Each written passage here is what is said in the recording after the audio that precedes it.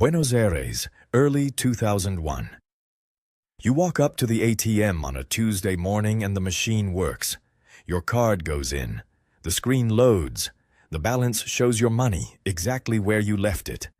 Then you press withdraw and nothing comes out. Not because the account is empty, not because you did something wrong. The money is there. The machine just will not give it to you.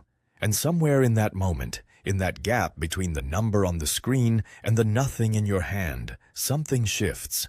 Not in the economy. In you. You stop believing the number means what it used to mean. That is not a financial crisis beginning. That is a trust crisis completing itself. The financial part came later. The trust part had already been dying for months, quietly, in decisions people made before anyone declared an emergency. The question is, what were those decisions? What did ordinary Argentines actually start doing before the peso fell apart? Because they did not wait for the collapse to protect themselves. They started moving before it. And the thing they moved toward is more interesting than you might expect. Start with what happened on the surface. Argentina in the late 1990s had been running a currency board, meaning the peso was legally fixed to the US dollar, 1-to-1.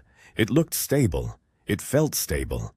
Salaries were paid in pesos, prices were quoted in pesos, and for most of the 1990s the system held. But underneath, the government was borrowing heavily, the economy was losing competitiveness, and the dollar peg was becoming harder to defend. Economists debated, markets watched, and ordinary people quietly started making a different calculation. Here is the first thing that happened. Argentines who had savings did not wait for an official announcement. They started converting pesos to dollars, not because they understood the mechanics of a currency board unraveling, but because they had seen this before. Argentina had already lived through hyperinflation in 1989, when prices rose by roughly 3,000% in a single year. They had watched savings evaporate inside a system that looked official and legitimate right up until the moment it did not. So when the signs appeared again, the behavior was almost instinctive. You convert. You move the money sideways before someone moves it for you. By 2001, Argentines had shifted an enormous amount of their savings into dollar-denominated accounts, many of them held inside Argentine banks. And here is where the story gets complicated, because this is the part that looked like safety and was not. When the crisis peaked in December 2001, the government froze bank accounts in what became known as the corralito, the little fence. Suddenly, Argentines who thought they had protected themselves by holding dollars inside the banking system discovered that the container mattered as much as the currency inside it. The dollars were there, but they were behind a fence, and the fence was the state. So the first answer to the question of what people reach for when trust breaks is not gold, and it is not barter, and it is not some ancient hard asset. It is something more immediate. It is whatever feels more real than the thing that just stopped working. In this case, it was the dollar. But the dollar inside the Argentine banking system turned out to be a legal claim, not a physical reality. And that distinction between a claim and a thing, between a number in a ledger and something you can hold, is the line that crises keep drawing. This is where the story opens a deeper question. If holding dollars in an Argentine bank was not actually holding dollars, what was actually safe? And the answer that emerged from 2001 is both obvious in hindsight and genuinely revealing. People moved to physical cash. Dollars in mattresses, in envelopes, in safety deposit boxes outside the banking system, in relatives' homes across the border. Not sophisticated, not elegant, but outside the fence. And it worked. When the corralito ended and the government forcibly converted dollar accounts into devalued pesos, the people who had gotten their dollars out physically before the freeze kept their value. The people who had trusted the container lost roughly 2/3 of what they thought they had.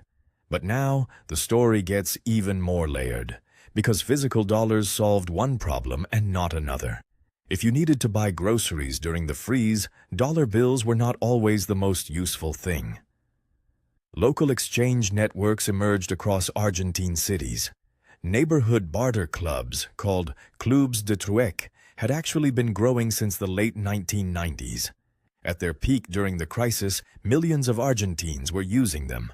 People brought goods and skills and exchanged them using internal vouchers, not pesos, not dollars. A dentist traded a filling for vegetables. A seamstress traded repairs for cooking. The official money had not disappeared. It had simply become less trusted than a neighbor's promise. That tells you something important. When official money fails, the first replacement is not always the most durable thing. It is the most immediately usable thing. The barter network solved the daily exchange problem. They kept households functioning when the banking system was locked, but they did not solve the preservation problem. The internal vouchers of the truque clubs were not a store of value. They were a medium of exchange. And that distinction matters more than it sounds. Think about what that means. There are two jobs money does. One is to move value between people today. The other is to carry value across time. In a normal economy, the same instrument does both. But in a crisis, those two functions can separate. What works for Tuesday's transaction does not automatically work for next year's savings. And what preserves wealth across years may not be what you can use at the corner market this morning. The Argentines who understood this distinction, consciously or not, made different choices at different layers.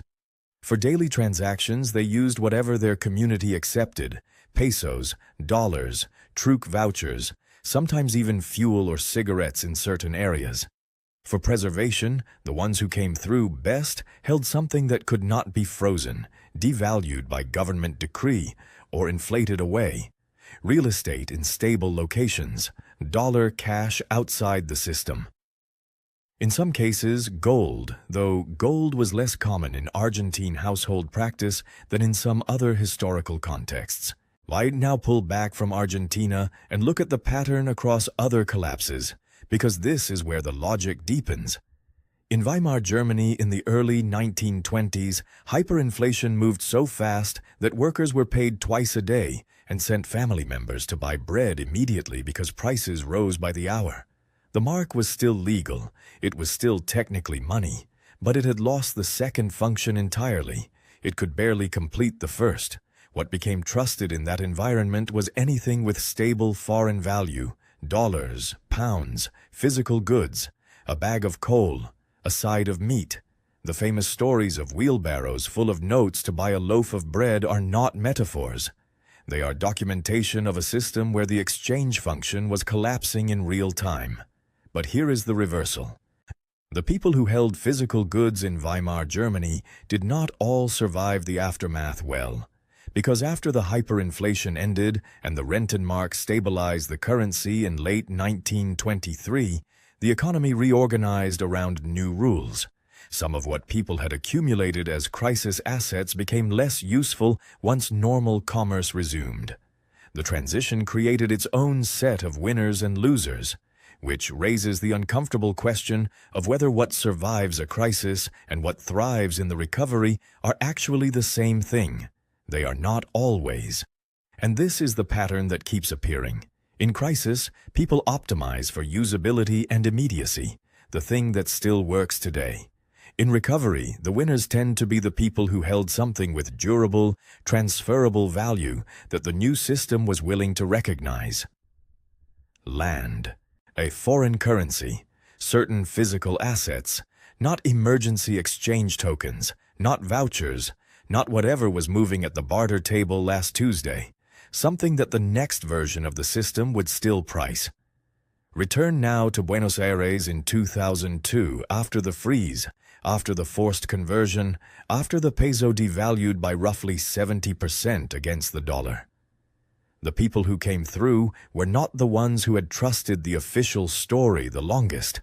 They were the ones who had quietly made a different decision earlier, who had moved money into a form the government could not reach by decree, who had understood, maybe not in formal terms, that the container and the currency were two separate things, that a number in a system is only as real as the system's willingness to honor it. And that is the quiet shift that happens before every collapse. Not the crash itself, not the freeze, not the decree. The shift happens earlier, in the behavior of ordinary people who stop fully believing the official instrument will do what it is supposed to do. They do not announce it. They do not protest. They simply start choosing something else, in small ways at first, then in larger ones.